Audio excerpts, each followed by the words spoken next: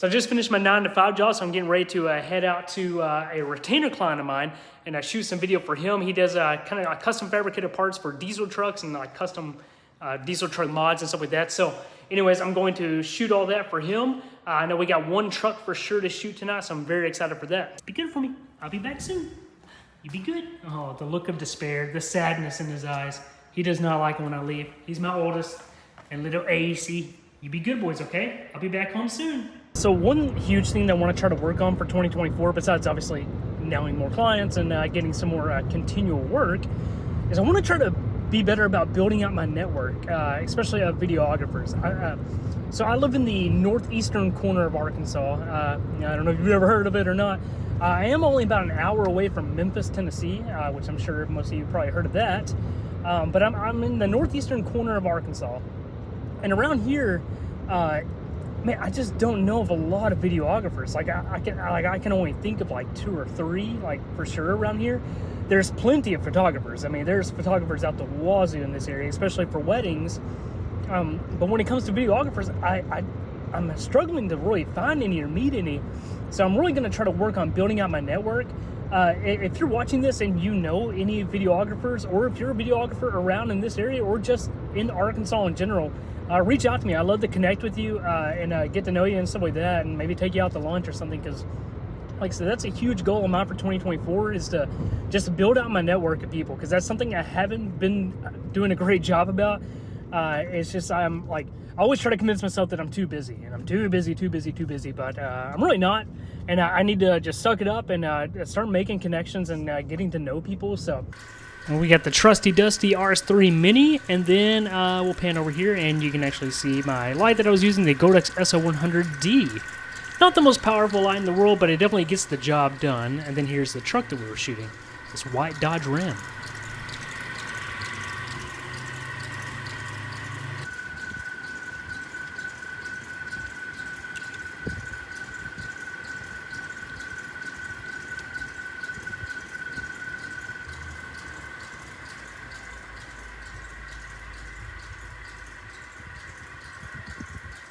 And then this is me getting ready for my first intro shot. What's tough is you can kind of see me getting up on the ladder and trying to reposition the light, get it to focus a beam just directly on those turbos. But actually getting up on the ladder and trying to get like a good stable shot with my arms held up high, it kind of gets a little tricky. Thankfully, the Lumix S5 has a really good stabilization, so I kind of break the rule of you're not typically supposed to use stabilization like on your camera while you're using the gimbal, but with the S5 I do. It turns out really well most of the time, and like I said, I really have to with these shots, just because like when I'm holding my hands up high and I'm on a ladder, things can get a little shaky, and this client specifically just wants buttery smooth footage. So anyways, that's kind of how I've achieved it, and it all turns out pretty well for the most part.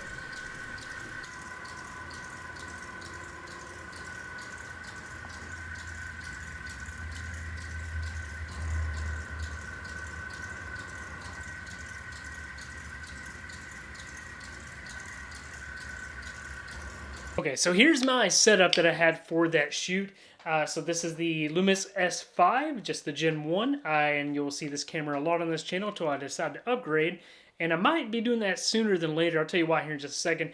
And then the RS3 Mini. Now, this R3 Mini, I really love this gimbal. I started with the Weeble 3. That was my first gimbal I ever bought. It's sitting over there on the shelf. And I like that gimbal a lot. Except for I found myself, especially with this client, needing to shoot a lot of vertical content. It's pretty much all I do for them is shoot vertical content. And that gimbal, if you try to set up a camera in any type of vertical configuration because it's not natively vertical, it's a freaking nightmare. I hate that gimbal for that. And really, I just started having a lot of issues out of that gimbal, just in general. Kind of put a bad taste in my mouth for Zhuin. So anyways, I decided to get this RS3 Mini because I found it used for like $250.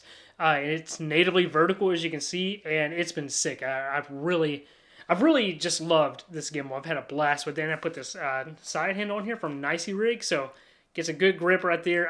Like I said, really love this gimbal. The only thing I don't love about it, it doesn't have anywhere near as good as battery life as the Weeble. So the Weeble is still like my main gimbal if I'm shooting like a wedding or something like that. But for just in general use when I don't have to worry about the battery life, the lens that I use pretty much for all of his shoots, unless if I need like a really shallow depth of field, it's actually just the kit lens that comes on the S5. And guys, if you have the S5 or the S5 II or 2X and you're sleeping on this kit lens, you need to check it out. It's actually, as far as kit lenses go, it's probably the best one I've ever used in my life. And then, of course, I think I talked about it already, but I shot it with the Godox SL100D. Really good light, and then I just used the regular reflector dish on that. Now, as far as this camera goes right here, I've had this thing for, I think, 3 years, maybe 4 years at this point. I know for sure 3. I can't remember exactly how long, but it's been a fantastic camera to me.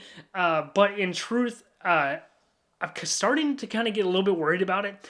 Even on this shoot that y'all saw, it froze up on me one time, and then it's frozen up on me 2 times prior to that, just a week earlier.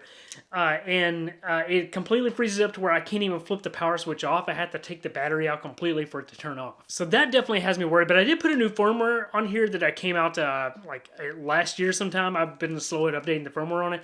That actually addresses that issue. The only thing though is it addresses the issue when Bluetooth is turned on. But I wasn't using Bluetooth. I was connected to the RS3 Mini, but it was through the USB-C cable. And it's only happened when I'm connected to the RS3 Mini with the USB-C cable. So I don't know if there's a correlation there, what's going on, but I updated the firmware, so we'll see if that fixes it. If it doesn't, I'm going to have to escalate it quicker to getting a new camera. So probably going to upgrade to the Lumix S5 II, just because I really love the Lumix cameras. My goal is to get the S5 II or the 2X. I can't decide. I don't really just need the SSD recording, so I'm trying to decide if I just want to save the $200. But my goal is to get that camera first, whichever one I decide to go with. Then I think I'm going to pair it with an FX30, color matching and stuff like that. Thankfully, I feel like Sony colors and Lumix colors actually match pretty well. And thankfully, with DaVinci Resolve, color matching is super easy, so I'm not super worried about that. So comment down below which direction you think I should go with cameras. And of course, links down below for everything I used in the video, everything I used production-wise and stuff like that. So thanks for checking out the video. Peace!